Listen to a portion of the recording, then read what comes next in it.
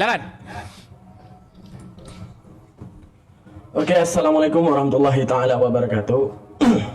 Alhamdulillah. Rabbi syrah li sadri wa yassir li amri wahlul 'uqdatam min lisani yafqahu qawli. Bahwa teman-teman, polemik di antara kemanusiaan yaitu saat mereka berada di tahun 2025, akan tetapi satu agama pun di muka bumi ini tidak pernah melihat Tuhannya. Akan tetapi mereka selalu distigma dengan kata-kata Tuhan itu pernah ada. Akan tetapi secara pembuktian bahwa visual daripada mata mereka sendiri tidak pernah ada yang namanya melihat Tuhan. Akan tetapi segala info pemberitahuan Tuhan itu datang dari masa dahulu yang kemudian tercatatkan di dalam sebuah tulisan yang kemudian dapat kita percaya bahwa setiap agama tersebut tahu Tuhannya, pertama daripada garis keturunan, yang kedua daripada info yang ada daripada masa dahulu yang kemudian orang meyakini bahwa itu Tuhannya. Itu satu. Yang kedua, sekarang di dalam manusia ini berpikir Tuhan yang satu tapi agama banyak untuk menunjukkan apa? Butuhnya objektivitas daripada manusia untuk kemudian menemukan Tuhannya. Bukan di dalam artian bahwa setiap agama itu benar secara garis keturunan, karena rentanitas daripada manusia yaitu meyakini Tuhannya tergantung keturunan apa dia hari ini. Misalnya, Edis tidak akan pernah bisa membantah kalau keturunan dulu bapak dan mamanya adalah seorang Hindu, mungkin dia hari ini adalah beragama Hindu. Akan tetapi hari ini dia beragama Kristen dan rentanitas dia membela kekristenan. Karena apa? Karena dia diwarisi oleh keagamaan tersebut.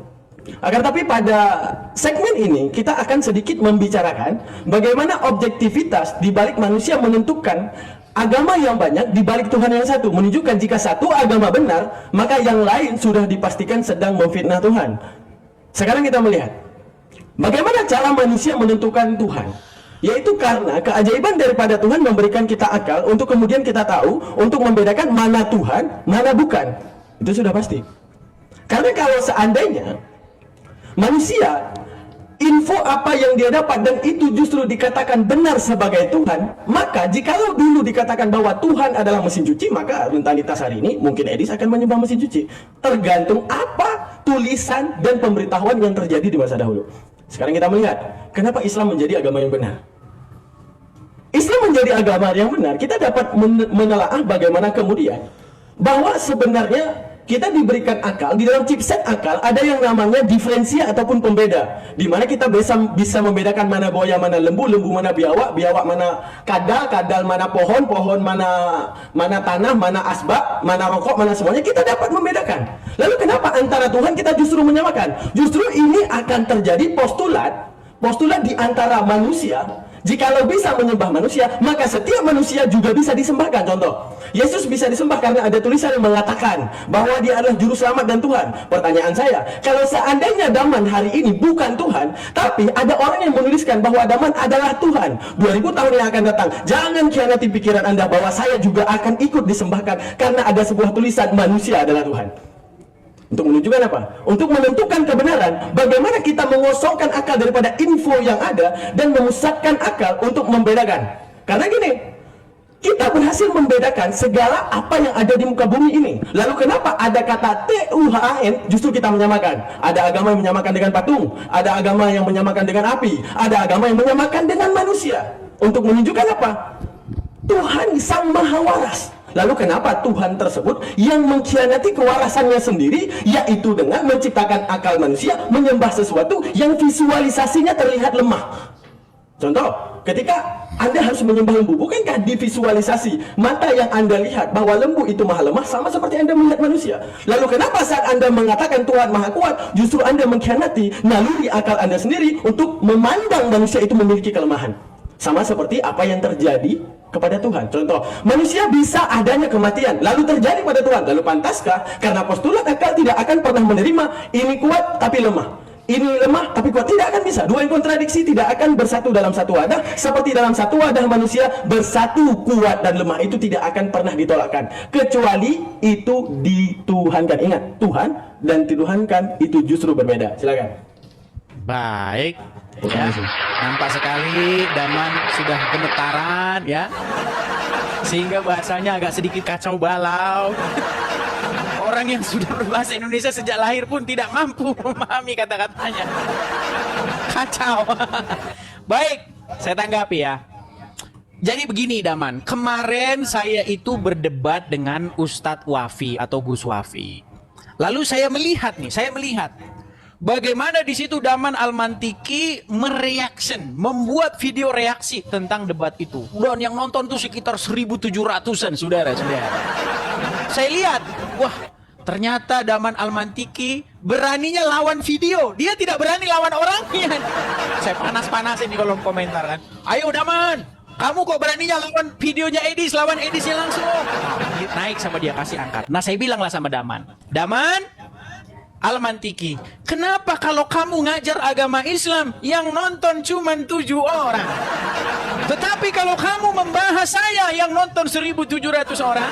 Lalu Daman mengatakan, karena kamu sangat-sangat terkenal. Betul begitu? Nah, lalu akhirnya Daman mengiyakan untuk diskusi dengan saya. Dan dia janji, besok jam 19.00 waktu Indonesia Barat malam. Dia bilang, iya, tapi ternyata saudara-saudara molor. Tapi tidak apa-apa. Karena saya tahu strategi mereka. Biar dia capek dulu itu, biar dia capek. Nanti kalau dia capek, turun konsentrasi. Tapi nggak apa-apa lah. Kita on fire. Oh, masih on fire nih teman-teman. Baik. Nah, begini Daman Al-Mantiki. Sebenarnya sebelum kita membahas segala sesuatu, kita itu harus mendefinisikan dulu. Contoh. Apakah bebek itu unggas? Kita harus bicara apa pengertian unggas. Betul. Tanpa kita bicara definisi, kita akan debat kusir. Sama seperti suami istri, mereka berdebat ini. Suami bilang kamu tidak perhatian, istri bilang kamu yang tidak perhatian. Cekcok lah mereka. Wah. Tapi mereka lupa mendefinisikan apa sih perhatian itu. Ketika mereka mengerti apa pengertian perhatian, maka mereka tidak akan debat kusir. Gitu loh. Jadi sama seperti itu. Ketika kita bicara tentang Tuhan, maka kita harus bicara dulu definisi Tuhan. Ingat, yang kita bahas Bible dan juga Al-Quran.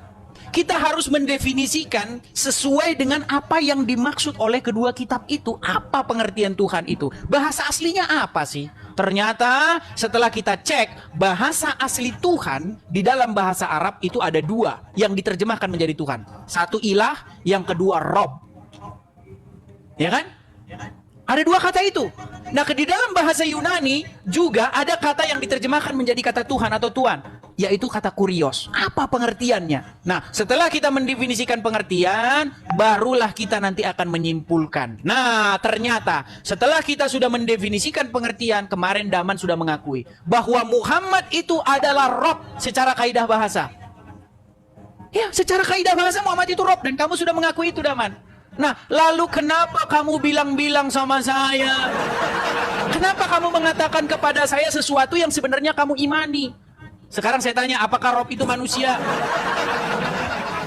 Ayo, sekarang saya tanya, Muhammad itu Rob atau manusia? Nanti kamu tanya lagi sama saya. Yesus, udah waktu saya, jangan kira-kira. Oh, kirain nanya, sorry. Lanjut. Jangan panas. Ini waktu saya ya. Sorry. Ketika orang bertanya, Yesus itu Tuhan apa manusia? Saya tanya sama kamu balik, Muhammad itu Rob atau manusia? Pertanyaan yang dibangun di atas kesalahan itu tentu tidak akan bisa dijawab dengan baik. Sama seperti ketika Anda mengakui Muhammad itu Rob. Muhammad itu kan Anda sudah mengakui bahwa dia itu adalah Rob secara kaidah bahasa. Tolong kasih tahu kepada seluruh umat. Ya, biar muslim yang nggak tahu apa-apa ini, biar mereka tahu bahwa Muhammad itu adalah Robnya umat Islam secara kaidah bahasa. Kasih tahu, jangan kau di sini nanti bilang on off kayak Yusuf PI. Yusuf PI ketika dia mengakui bahwa Muhammad itu Rob, babak belur dia mukanya. Seperti itu. Jadi tolong jelaskan Daman, sebelum kita bicara tentang Tuhan, kita bicara dulu definisi. Apa yang ingin dimaksudkan oleh Bible dan juga Quran terhadap satu kata itu. Kurios dalam bahasa Yunani, Rob di dalam bahasa Arabnya. Silakan. Oke, siap.